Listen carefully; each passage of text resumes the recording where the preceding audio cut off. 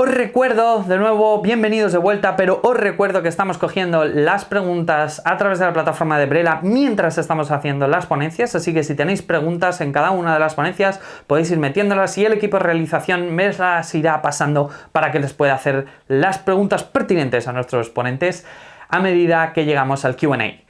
Y, en este caso, vamos a ir moviéndonos a un tema que yo creo que todos hemos tocado en cierta medida, que es todo el tema del Lean, pero aplicado a casos distintos, ¿no? Normalmente cuando se aplica Lean es cómo generamos producto, cómo generamos nuevas partes del desarrollo o cómo lo hacemos más eficiente, más rápido.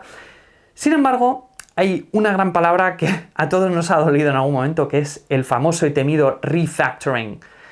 Y justo para hablar de cómo aplicamos Lean al refactoring a través de un gran ejemplo de una gran empresa, como es Destinia, tenemos aquí al grande, al Chief Technology Officer en Destinia, con una amplia trayectoria en la compañía y previamente Senior Software Developer de distintas startups como Fitbug y BB, quiero presentar al grandísimo Darío Rodríguez. Un aplauso virtual para él.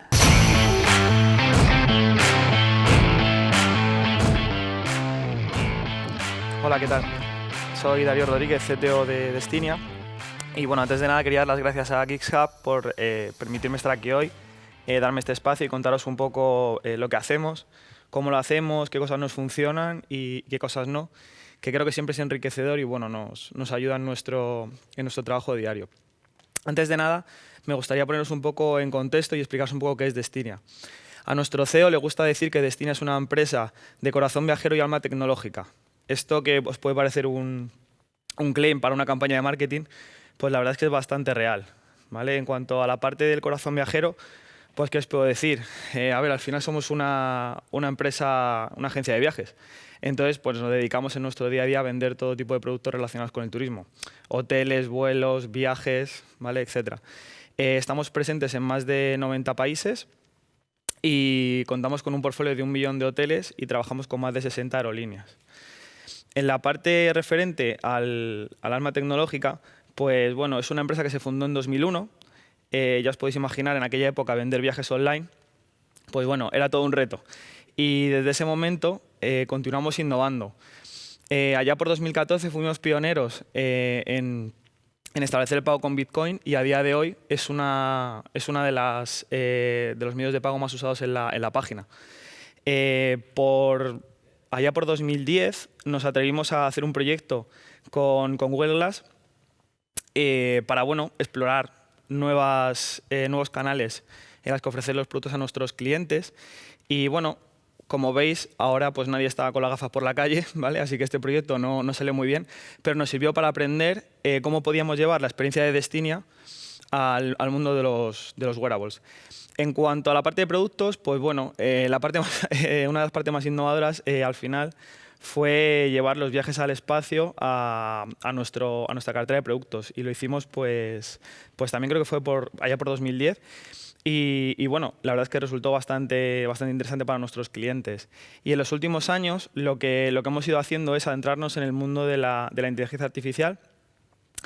Y en diferentes proyectos hemos explorado las vías que nos ofrecen los algoritmos y la parte más inteligente de la programación para ofrecer soluciones a nuestros clientes. Y bueno, entre ellas, uno de los proyectos fue crear un chatbot.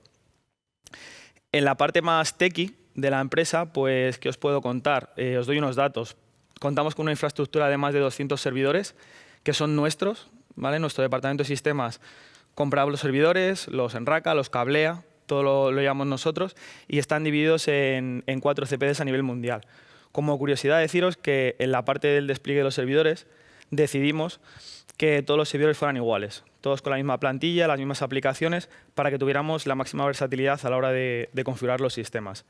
En el equipo somos 40 personas, contando desarrolladores y DevOps, y estamos organizados por diferentes equipos enfocados en los productos. Pues hay un equipo que se dedica a la parte de hacer aplicaciones para venta de hoteles, otro para vuelos, otro para contabilidad, para marketing, ¿vale? Al final estamos dando soporte a todos los departamentos de la empresa. Nos organizamos con metodologías ágiles, concretamente con Scrum, y bueno, pues tenemos sprints en todos los equipos, cada uno con su diferente roadmap.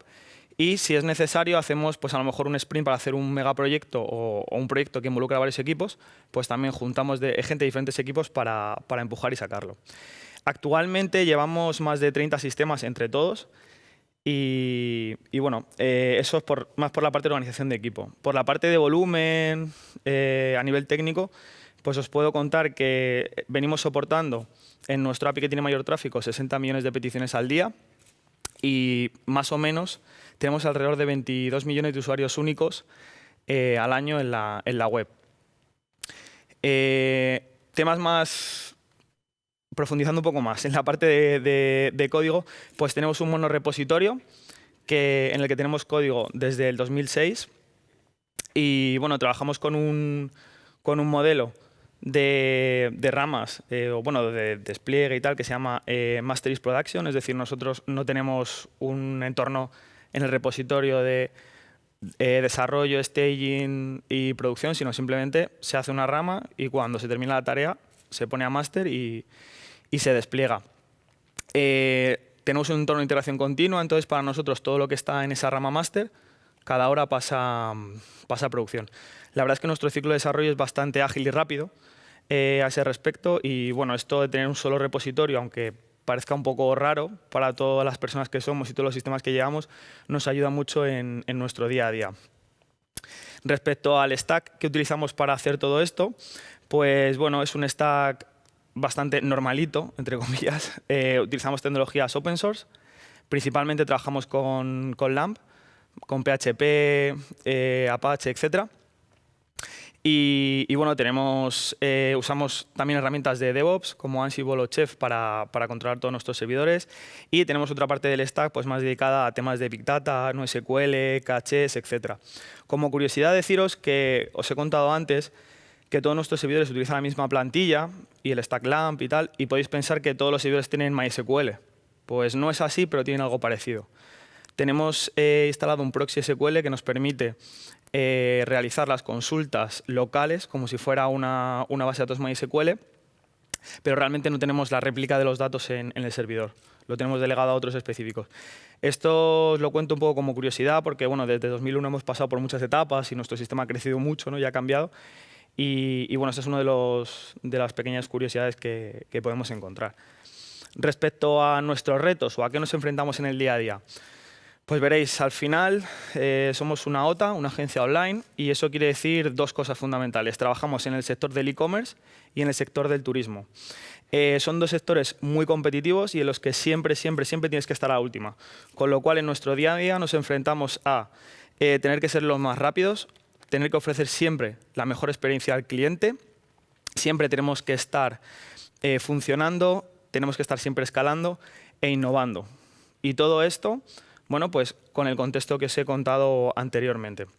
Y aquí es donde entra un poco la filosofía que os venía a contar un poco hoy cómo trabajamos, que es el Lean Refactoring. ¿Qué es el Lean Refactoring? Bueno, al final es una forma de expresar lo que todos conocemos y dar énfasis a cómo utilizar las metodologías ágiles y cómo ser ágil a la hora de programar. Esta palabra, o este palabra, lo que es junta dos conceptos, que es el método Lean y la refactorización de código. Del método Lean lo que nos interesa es simplificar las cosas, quitar lo superfluo, ser ágil, ir iterando poco a poco. Y de la refactorización de código, pues bueno, nos interesan todas las metodologías que ya conocemos, Clean Code, Solid, arquitecturas hexagonales, Domain Driven Design, TDD, etc. Entonces, si juntamos todo esto, de lo que se trata es de escoger las mejores herramientas que nos permiten hacer nuestro trabajo de la manera más sencilla y sin complicarnos. No siempre hay que utilizar las últimas tecnologías o metodologías porque sean últimas y porque molen. Hay que utilizarlas según tu contexto del proyecto, tu contexto de equipo, si los tiempos del negocio te lo permiten. Pero, por supuesto, hay una cosa clara, ¿vale? Al final, si tú quieres un sistema mantenible, tienes que tender a aplicar esas buenas prácticas, porque si no, al final vas a terminar con una duda técnica muy grande y perderás la agilidad por otro lado, ¿vale? Entonces, en este balance es donde está el kit de la cuestión. ¿Cómo hacemos que esto funcione? Pues bien, nosotros fundamentamos un poco nuestro desarrollo diario en estas 5 claves. La primera de ellas es aportar el máximo valor posible al negocio. Yo siempre a mi equipo le digo que nosotros no estamos aquí para hacer el código bonito. Nosotros estamos para hacer herramientas que den apoyo al negocio y automatizar tareas. Ya está, así de sencillo. Entonces, ¿qué es lo que nosotros podemos aportar en este sentido? Pues la verdad es que muchísimo. Yo creo que como desarrolladores tenemos un deber, una responsabilidad, y es avisar o percibir si algo se puede hacer de una manera más rápida y llegar con la funcionalidad antes al cliente y proponer esa solución o esa forma diferente de hacerlo. Y ahí estaremos aportando muchísimo valor. Respecto a la segunda clave, para mí es muy importante saber que en este mundo, y sobre todo en el que nos movemos nosotros, las cosas cambian cada segundo. Entonces, aceptar el cambio como algo intrínseco a nuestro producto, a nuestro día a día, es algo muy importante. Y hay que tener en cuenta que es algo, para mí, en mi opinión, positivo. Si las cosas cambian, es porque evolucionen, y si evolucionan, siempre es a mejor. ¿Esto a qué nos atañe a nivel de programación? Pues bueno, puede ser que hayas hecho un código ayer que hoy no valga. Pero es que a nivel de negocio las cosas son así. Lo que ayer valía, a lo mejor hoy no vale, y hay que estar adaptándonos. Y esto también se puede tener en cuenta a la hora de refactorizar. La siguiente clave va un poco encaminada a usar todo este conocimiento del cambio del negocio y de aportar valor a la hora de refactorizar.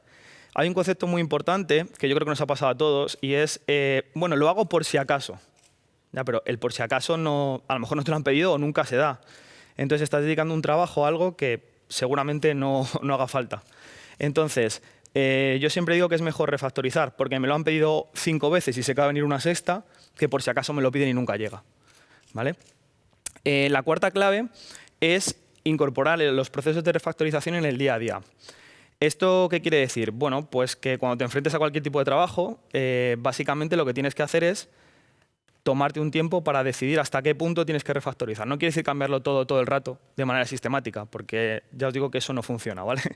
Pero sí es tener a tu disposición para cada tarea que haces todas las herramientas que conoces, metodologías, formas de hacer las cosas, refactorizaciones, arquitecturas, etcétera, para ver cuál es la mejor solución.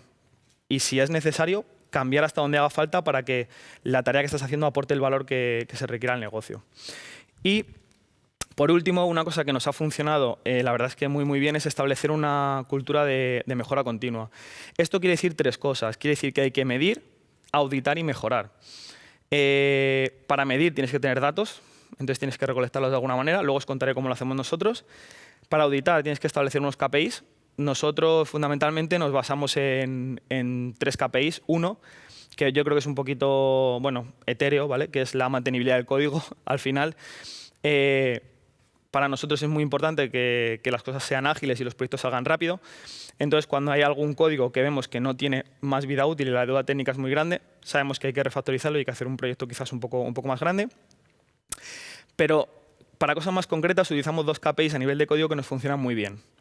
Uno es el rendimiento del código, en el que medimos cuánto tarda en hacerse cada proceso, de cada sistema, etc. Y la segunda es el número de errores. Al final, como veis, son 2 cosas muy básicas, pero que nos ayudan a tener los sistemas controlados y, sobre todo, también tener una vara de medir a la hora de introducir cambios y ver si mejora o no mejora, que es el tercer punto que os comentaba de la mejora continua. Para hacer esto, o para explicaros un poco cómo usamos las claves, lo que se había planteado es explicároslo mediante un proyecto. Como os decía, os he traído un ejemplo de proyecto que la verdad es que ya trabajamos durante varios años en él con estas claves. Entonces, el API de hoteles el API que os comentaba al principio es este API, ¿vale? El que soporta las 60 millones de peticiones. En un primer momento pues no era así. Hace tiempo el API, este esquema que es muy sencillito, lo que viene a comentaros es el API constaba de una serie de servidores frontales que realizaban todo el procesamiento y luego preguntaban a la caché si tenía datos o no tenía datos, o si no se iba a consultar a APIs de proveedores externos. Permitidme que haga un inciso, porque esto, para que os ubiquéis un poco, tenemos que preguntar por hoteles a proveedores externos, porque a pesar de que os he dicho que trabajamos con un portfolio de 1 millón de hoteles, Destinia no tiene los edificios y los hoteles en sí mismos, no son suyos, ¿vale? Entonces tenemos que ir a otros a pedirlo y lo hacemos mediante APIs, ¿vale?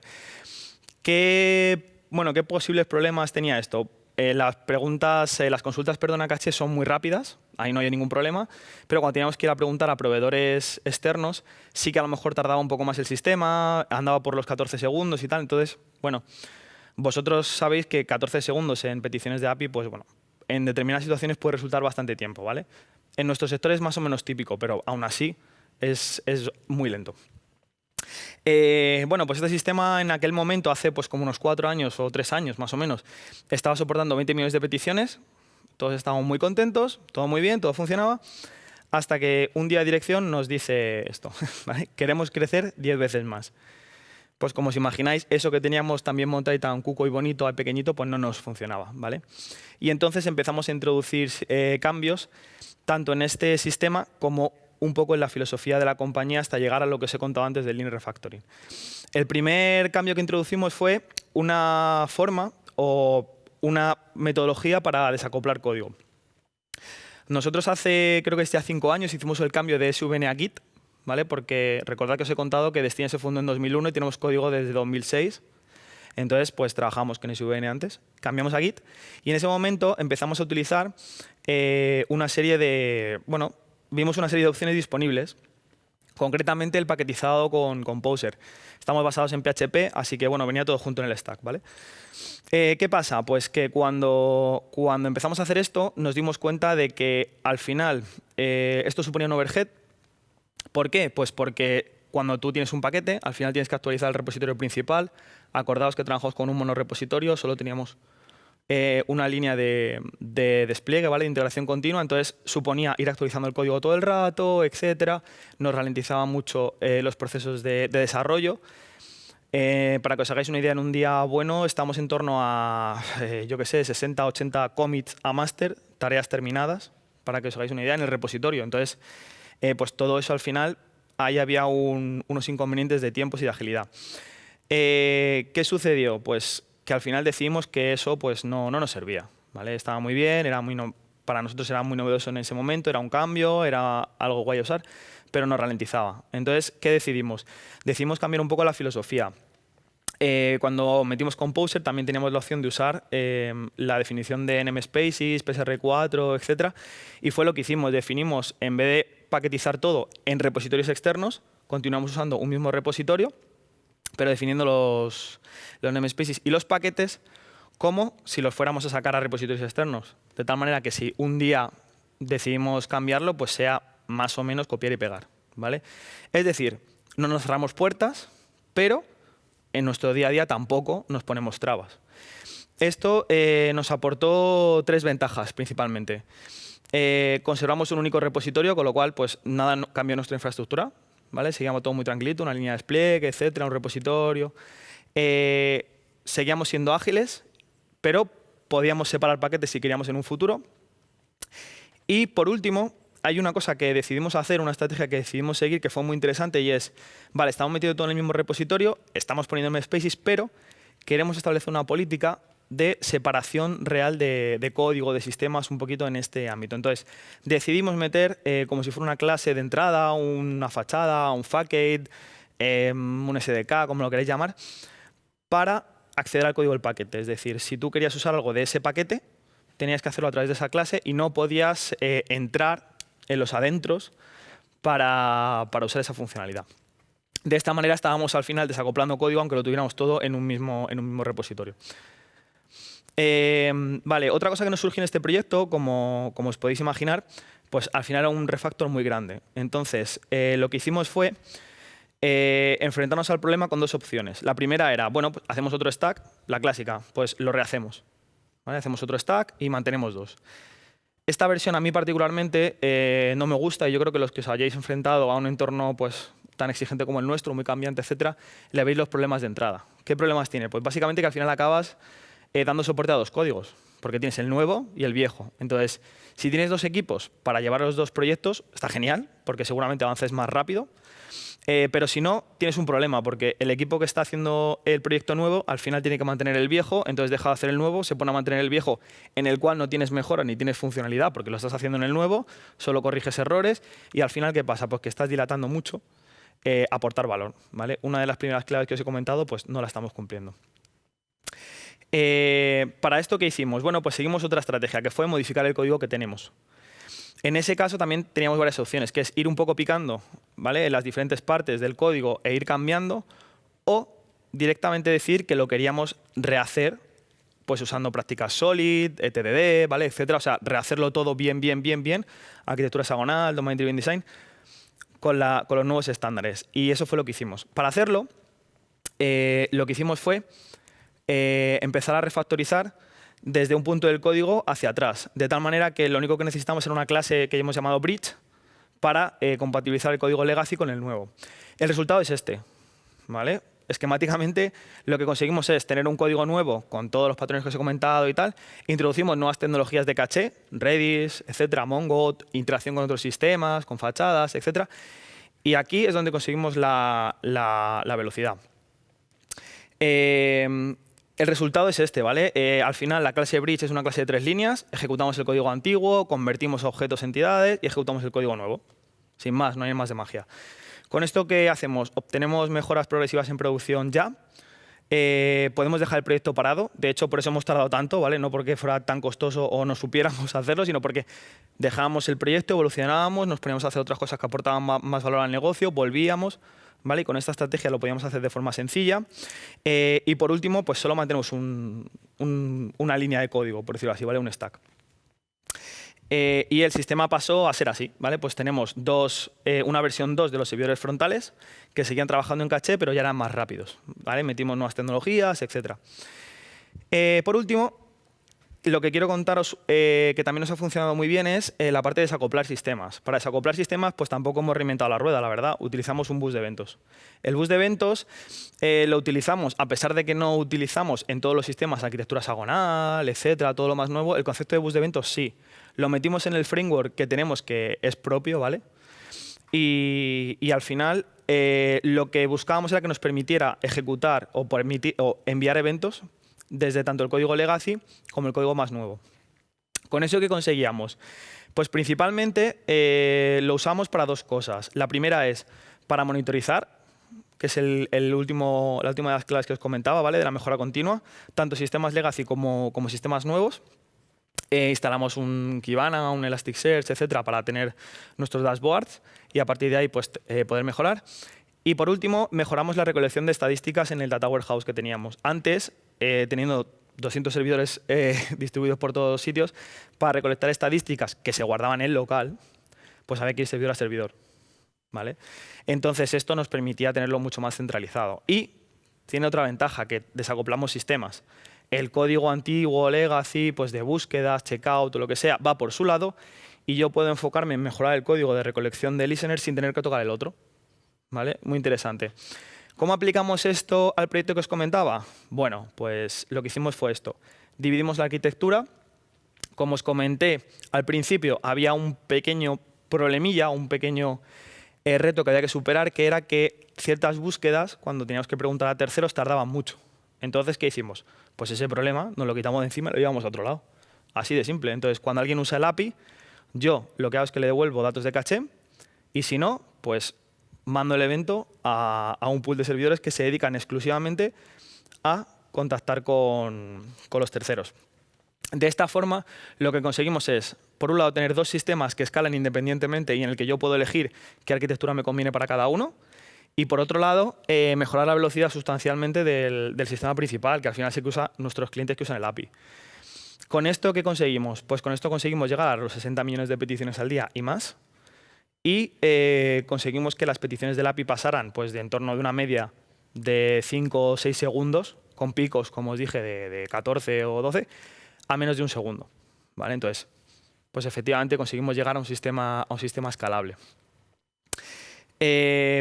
Por último, os quería contar un poco cómo nos enfrentamos a otro tipo de proyectos que no son refactors o bueno, pues cosas que a pesar de que lo tenemos, el código pues o bien hay que hacer de cero o bien son proyectos que surgen nuevos y tenemos que enfrentarnos a ellos, ¿vale? Como os he comentado, al final tenemos que estar siempre innovando. En este caso, lo que nosotros hacemos bueno, pues es os voy a confesar una cosa. Yo cada vez que alguien me dice que hay que hacer un proyecto de cero, ¿vale? A mí pues se me erizan los pelos, ¿vale? Me pongo nerviosito y digo, pero vamos a ver, ¿estamos seguros? Entonces, aquí os intento explicar un poco mi estrategia, ¿vale? Que es, al final es cuestionarlo todo hasta que me convencen de que hay que hacerlo. Yo siempre digo que los nuevos proyectos son como una caja de bombones, ahí os lo pongo, ¿vale? Esto es una cosa que yo me repito a mí mismo porque, pues a ver, siempre tiene más incertidumbre y nunca sabes lo que va a salir de ahí, ¿no? Luego siempre salen bien, pero a veces cuesta más unos que otros. Entonces yo siempre hago 4 preguntas, ¿vale? O pido 4 cosas. Lo primero es preguntar si es 100% necesario. Me da igual si me lo comenta un desarrollador o si me lo pregunta alguien de negocio y le digo, pero vamos a ver, seguro esto, a ver qué quieres, qué no quieres, por qué lo quieres, por qué no te vale lo que hay, etcétera. El segundo punto es, vale, hemos llegado a la conclusión de que hay que hacerlo. Hay que hacerlo, vale, pues se hace. Ahora bien, ¿tenemos algo ya que nos ayude a hacerlo? Vamos a ver, hay muchas cosas ya hechas en el mundo open source, a lo mejor hay otros sistemas que nos valen y podemos adaptar, etcétera, y así reducimos el tiempo y aportamos más valor. La tercera es, ¿podemos crear un MVP? Esto es muy interesante porque parece una tontería, ¿vale? Pero plantear esta pregunta en voz alta a mí me ha resultado muy útil porque según con quién hables te dice no. O todo a producción o nada. Y yo digo, bueno, o todo o nada depende. A lo mejor el proyecto se puede fasear, se puede hacer un MVP y eso al final te acorta los tiempos de desarrollo y también puedes tantear a ver si es lo que buscas o no. Precisamente con el chatbot es lo que hicimos. Nosotros sacamos una primera versión. Eran tecnologías muy novedosas, podíamos tener mucha duda, mucha incertidumbre. Sacamos una primera versión en la que solo se permitía reservar. Era como un buscador, pero interactivo por chat, ¿vale? Pues cuántas noches quieres, dónde te vas, cuántos sois, etcétera. Y luego eso lo evolucionamos a que también ayudara a contestar a nuestros clientes. Y por último, lo que siempre pido a la parte más técnica es que se haga un análisis top-bottom. Al final esto no es más que, bueno, vamos a sentarnos un día en una reunión, no hace falta hacer cascadas, análisis, documentos ni nada, pero sí que hace falta sentarse, ponerse a pensar en el proyecto desde la funcionalidad más alto nivel que nos han pedido, para ver si tiene sentido, si no, si hay incoherencias, si es lo que nos piden, etcétera, para ver cómo vamos a hacer el trabajo. Al final es organizarse un poco y ver desde qué funcionalidades o subsistemas necesitamos hasta, pues bueno, ver qué de todas las tecnologías que tenemos disponibles en nuestro stack, cuáles vamos a usar, dónde, cómo podría escalar el sistema, dónde queremos poner más flexibilidad a la hora de refactorizar o no, desde un inicio, ¿vale? Y esto a mí sí que me parece muy importante. Bueno, yo creo que no es, a estas alturas de la película ya sobra decir que antes de ponerse a codificar hay que estar con el folio un poco, ¿no? Pues es un poco hacer énfasis en eso.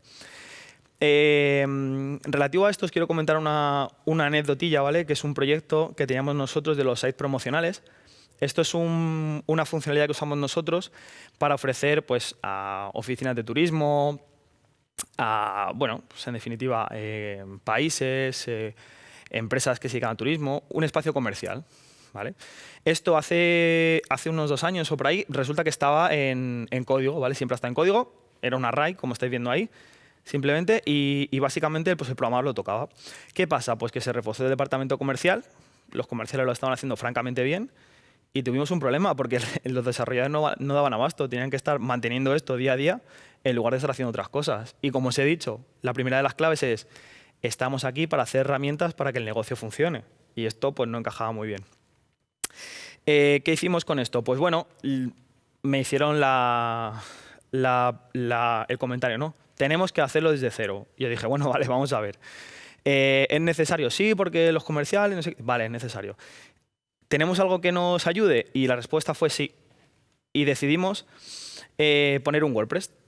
¿Vale? Algo que puede parecer algo anacrónico, tienes 40 desarrolladores, ¿por qué no lo haces tú y tal? Pues integrar este sistema nos salió mucho mejor. Lo que hicimos fue poner un WordPress para la gestión de lo que son las páginas. Una página de WordPress terminaría siendo un microsite para el cliente final. Con un plugin podíamos configurar parámetros en esa página para que, bueno, pues cada página podía tener parámetros distintos y tal. Y al final era arrastrar y soltar, o sea que no nos costaba nada a la hora de programar. Y bueno, lo único que tuvimos que hacer es sacar los datos de la base de datos de WordPress con el API, etcétera, y enchufarlos al controlador que ya teníamos y a la parte visual que nos servía tal y como estaba. Esto, pues bueno, como os imagináis, acortó muchísimo los tiempos de desarrollo, pero sobre todo lo que nos ha permitido es tener casi un mantenimiento casi cero, os diría, del proyecto. Porque al final lo único que tenemos que hacer es principalmente actualizar un WordPress y invertir un poquito de tiempo de desarrollo cuando nos piden un microsite, ¿vale? Que no surge mucho. Entonces, al final, todo el tiempo de mantenibilidad asociada a esto nos lo hemos evitado, ¿vale? Y, por supuesto, pues como os digo ahí, la ventaja es que pues, la gestión diaria pasa al departamento de marketing de negocio, con lo cual hemos creado una herramienta para que ellos puedan usarlo.